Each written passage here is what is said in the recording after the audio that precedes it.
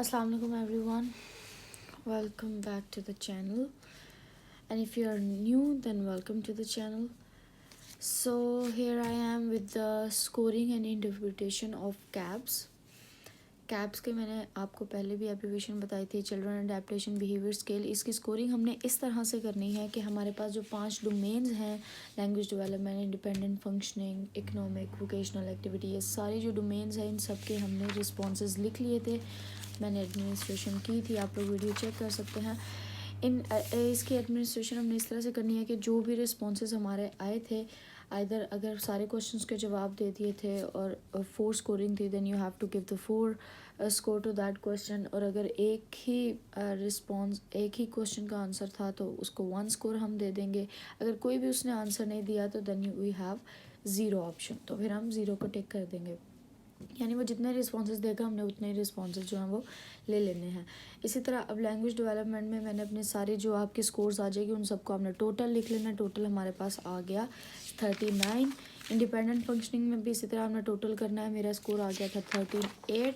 उसके बाद family role performance में भी सारा इसी तरह टोटल करके then I got the score 36। And इसी तरह सोशलाइजेशन में 40 स्कोर आ गया और इकोनॉमिक वोकेशनल में 38।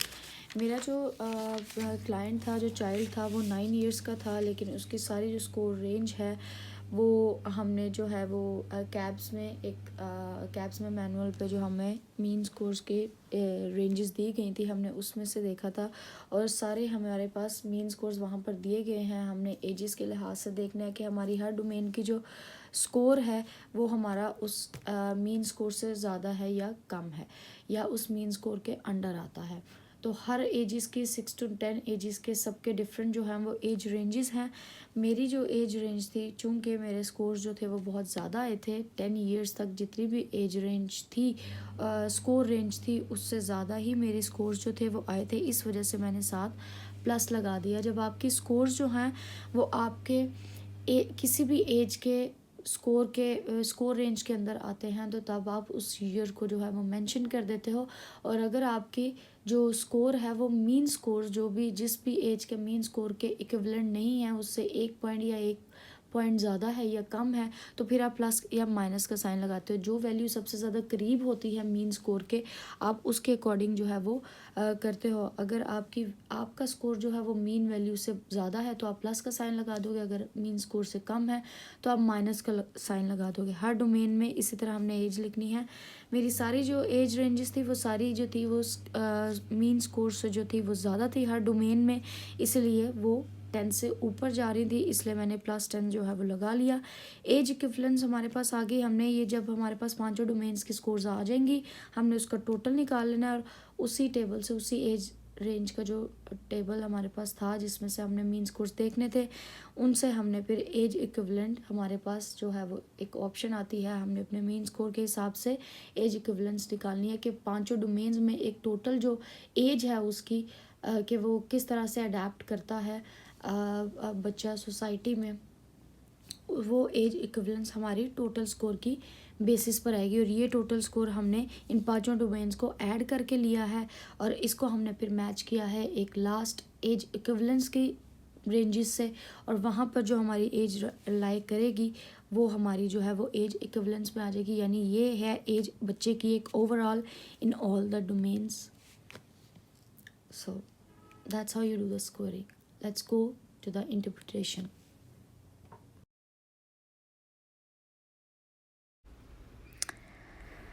तो अब हम इंटरप्रिटेशन ऑफ कैब्स देखते हैं, जिसमें मैंने स्कोरिंग का ऑलरेडी बता दिया है। हम लोगों ने क्वांटिटेटिव जो इंटरप्रिटेशन करनी है तो उसमें हम इसी तरह एरियाज़ लिख लेंगे, रॉ स्कोर्स उसके हर डोमेन के लिख लेंगे और एज इक्विवेलेंस हम हर डोमेन की एज लिख लेंगे कि किस एज रेंज में वो फॉल कर रहा है, और अगर वो अपनी एज से उस एज रेंज से ज़्यादा होगा तो प्लस का साइन लगा देंगे। और उसी तरह टोटल स्कोर्स हमारे पास आ जाएगी और हमारे पास 5 डोमेन्स की एक जो अलहदा से एक स्पेसिफिक जो एज है जो कि 5 डोमेन्स को आइडेंटिफाई करेगी वो एज रेंज हमने अडेप्टिव फंक्शनिंग के तौर पर लिख लेनी है। क्वालिटेटिव इंटरप्रिटेशन में अगर हम आए तो सबसे पहले हमने कहा था कि लैंग्वेज डेवलपमेंट जो है उसमें बच्चा जो था वो +10 ईयर्स जो है उसमें फॉल कर रहा है, क्योंकि बच्चे ने जो है वो सारे क्वेश्चंस के आंसर्स दिए थे, उसको वर्बली पता था कि किस तरह से वर्ड्स जो हैं वो रीड आउट करने हैं या उनको वर्बली प्रोनाउंस करना है। ही न्यू के उसको जो कार्ड्स प्रेजेंट किए गए हैं उनके बारे में उसको किस तरह से उसने स्टोरी जनरेट की है और किस तरह से एब्स्ट्रैक्ट वर्ड्स यानी कि जो ऑटोमोबाइल ट्रबल, एलिवेटर है, इन वर्ड्स को उसने किस तरह से जो है वो डिफ़ाइन करना है। और जो पिक्चर्स या जो डिस्क्रिप्शंस के लिए उसको कार्ड्स दिखाए गए थे उसने बहुत एफिशिएंटली उनको डिफ़ाइन किया था। ग्रामेटिकली भी अगर देखा जाए, वोकैबुलरी वाइज भी देखा जाए तो उसने इंडिपेंडेंट डिपेंडेंट क्लॉजेस जो थे वो यूज़ किए थे। सो लैंग्वेज डेवलपमेंट यानी उस बच्चे की बहुत अच्छी हो गई थी। लैंग्वेज स्किल्स उसकी अपनी एज के लिहाज से काफ़ी ज़्यादा डेवलप हुए थे because he is above +10 in the language development. So 9 years का वो बच्चा है लेकिन +10 उसकी एज लैंग्वेज डेवलपमेंट में आ रही है, बल्कि ऑलरेडी सब डोमेन्स में आ रही है। उसके बाद हम देखेंगे कि इंडिपेंडेंट फंक्शनिंग जो है उसमें भी उसने बहुत अच्छे से जो है वो रिस्पॉन्सेज दिए थे। उसको पता था कि वो जब इंडिपेंडेंटली घर में होगा तो उसने किस तरह से डेली टास्क अपने परफॉर्म कर सकता है वो, और कौन सी चीज़ें हैं या कौन सी रिस्पॉन्सिबिलिटीज़ हैं या डेली टास्क हैं जो वो आसानी से जो है वो खुद ही इंडिपेंडेंटली कर सकता है। एंड इसमें ये था कि बच्चे के जो थी वो स्किल डेवलप हो चुकी थी कि वो किसी और पर डिपेंड नहीं करेगा। उसको क्लॉक से रिलेटेड, उसको टाइमिंग से रिलेटेड, उसको different departments like hospitals, fire extinguishers, operators, इन सब के नंबर्स जो थे वो उसको ऑलरेडी पता थे। That if he is in a difficulty और what whenever nobody is around him, तो उसको पता था कि उसने किसको कॉल करना है और कौन सी चीज़ डेली चोर्स की जो चीज़ होती है लाइक मीट और हैविंग द लेटर्स और मनी ऑर्डर्स, सो उसको पता थी कि ये चीज़ें उसको कहाँ से मिल सकती हैं।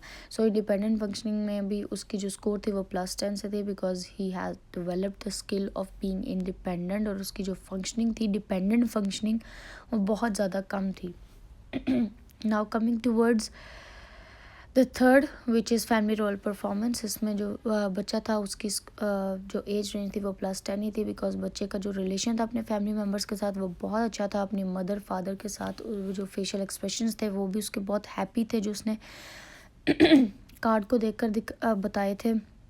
उसके बाद उसको पता था कि उसने कौन सी चीज़ें जो है वो खुद से करनी है। अगर उसको घर पे कोई नहीं होगा और उसका कोई यंगर सिबलिंग है, सिस्टर है या ब्रदर है, तो उसको किस तरह से उसने मैनेज करना है। उनको अगर किसी चीज़ की ज़रूरत हो जाती है या उनको कोई प्रॉब्लम हो जाती है तो how he is going to handle the situation independently as being a member of that family. तो उसके बाद उसको डिफरेंट जो घर के डेली टास्क होते हैं उनके बारे में बहुत अच्छे तरीके से पता था, और उसको पता था कि घर में कौन कौन सी चीज़ें जो है वो यूज़ होती हैं और उनको किस तरह से यूज़ किया जाता है, like spoon and knife and all that stuffs.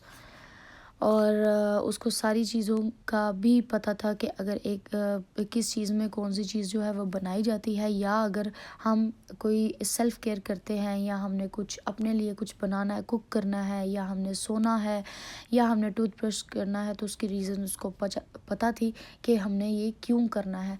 और अगर हम फैमिली गैदरिंग में देख लें, हमने कुछ स्पेसिफिक उसको जो सिचुएशंस थी वो दी हुई थी कि अगर आप फैमिली के साथ बैठे हैं and you are having a conversation, और या आप टीवी देख रहे हैं या you are sleeping in the bed, so he knows के कौन सा रूम जो है वो किस सिचुएशन के साथ एसोसिएटेड है।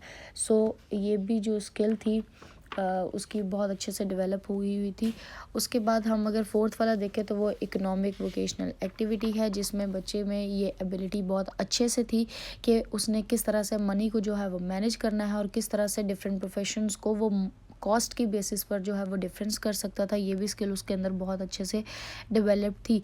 उसको पता था कि कौन से ट्रेडिंग या बिज़नेस जो प्रॉब्लम्स है उसको किस तरह से हमने कोप अप करना है, और उसको पता था कि अगर एक स्पेसिफिक मनी उसको दी गई है तो उसका क्या चेंज होगा और कितने रुपीज़ की उसको कितनी मनी मिलेगी, या एक छोटी सी चीज़ है तो वो ज़्यादा कॉस्टली होगी या कम कॉस्टली होगी, या डिफरेंट प्रोफेशंस को जो है वो आइडेंटिफाई उसने कर लिया था कि कौन सा हाईली पेएबल है और कौन सा जो है वो बिल्कुल लो कॉस्ट पर है।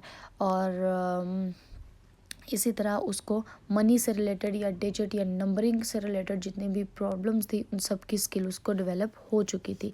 Last but not the least is the socialisation. जो क्लाइंट था, मेरा जो बच्चा चाइल्ड था, he was very social with the people, he was a very kind and helping nature, because उसको जब सिनेरियोज दिए गए थे कि उसकी फैमिली को या फ्रेंड्स को जो है वो अगर ज़रूरत पड़ेगी या अगर उसको कभी कोई चीज़ शेयर करना पड़ेगी तो क्या वो शेयर करेगा। सो ही वॉज़ लाइक या I will share my things with them, maybe शायद सारी कर दूँ या शायद कम। So he was very social and very kind in that situation.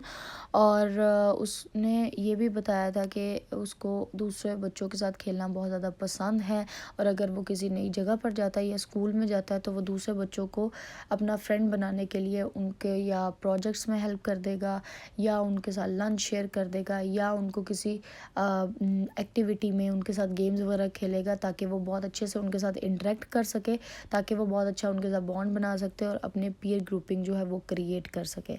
सो उसको ये पता था कि वो किस तरह से अपने न्यू फ्रेंड्स जो है वो बना सकता है, या उसको ये भी पता था कि अगर वो अपना उसका फ्रेंड जो है वो बास्केटबॉल अगर लूज़ कर देता है, so how he is going to respond to that person. और उसको गेम्स भी पता थे कि कौन सी गेम्स है जो फ्रेंड्स के साथ खेली जाती है और कौन सी he can play with himself.